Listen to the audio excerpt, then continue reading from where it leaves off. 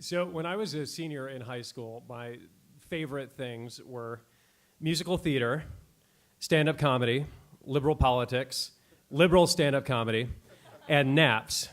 So of course, I decided to apply to West Point, the U.S. Military Academy, for college. And there were a lot of reasons for that. You know, I wanted to work in government. I thought it would expose me to different sorts of people, but the main reason was because I thought it would give me discipline, which I did not have a lot of.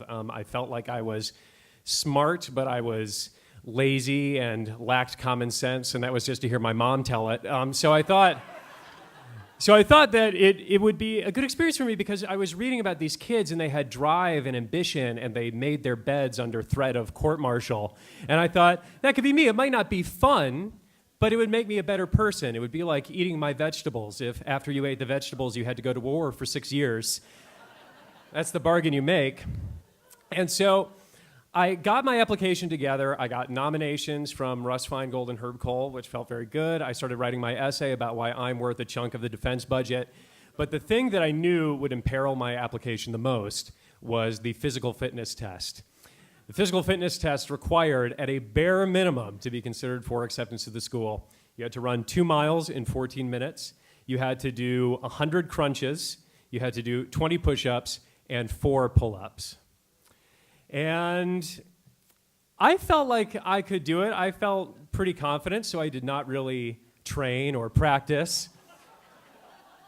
And I knew that this test was going to be administered by my gym teacher. It's supposed to be administered by your high school's gym teacher, which for me meant it was going to be administered by Coach Decora. And Coach Decora is wonderful. He taught advanced fitness, which I was in. I was in that instead of lifetime activities, which is actually the way harder class. That's how they get you.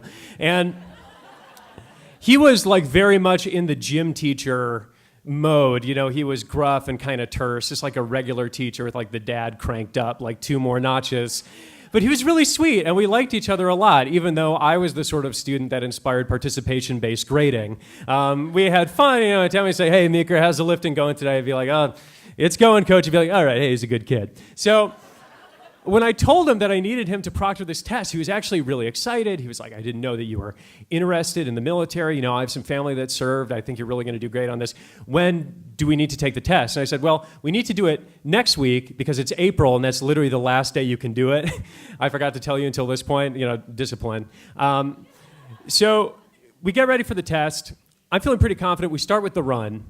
And we're just in the big gym. It's just me and Coach Decora. He has a stopwatch. He says, go. And I felt like I could do the 2 miles in 14 minutes because I had done 1 mile a week before and felt like I could at least do double that. And so somehow I did. I did 2 miles in 14 minutes, and I was dying. And then I had to do the crunches. And the crunches, I actually got 117 crunches, which is pretty good. These take work. Then I had to do the push-ups, which I just barely eked out 20, bare minimum, which is what you want out of your officers. And we went upstairs to do the pull-up test. And so we're in like the weightlifting room, go over to the bar, boom, 2 hands, full extension, arms need to be all the way locked. Get down, I'm hanging. He has a stopwatch, he has a pencil. Coach Decora says, go. And in that moment, I realize I have never done a pull-up. I've never done a pull-up in my entire life because I had been practicing using assisted pull-ups, which is like a pull-up with like a little band attached to your knee. And I remember thinking, well, this must be enough because this is the hardest thing I've ever done. This is hard enough, so like the actual thing, you know, this must be good training for it. Turns out that no, it was not. And so for the next 30 seconds, I dangled and strained as Coach Decora looks at the stopwatch, looks up at me, looks back at the stopwatch, and finally, I let go, I collapse. I didn't have any more in me. Coach Decora can't even make eye contact with me. The adrenaline is mixing with the shame, feeling I'm very familiar with. And he goes, all right, and I guess for pull-ups, I'll put 0. So as it happens, I didn't get into West Point. Yeah, I know, can you believe it? As my parents said, I voted with my feet. You know, I could have been more proactive. I could have actually tried a pull-up to see if I had earned the confidence that I had going into that day.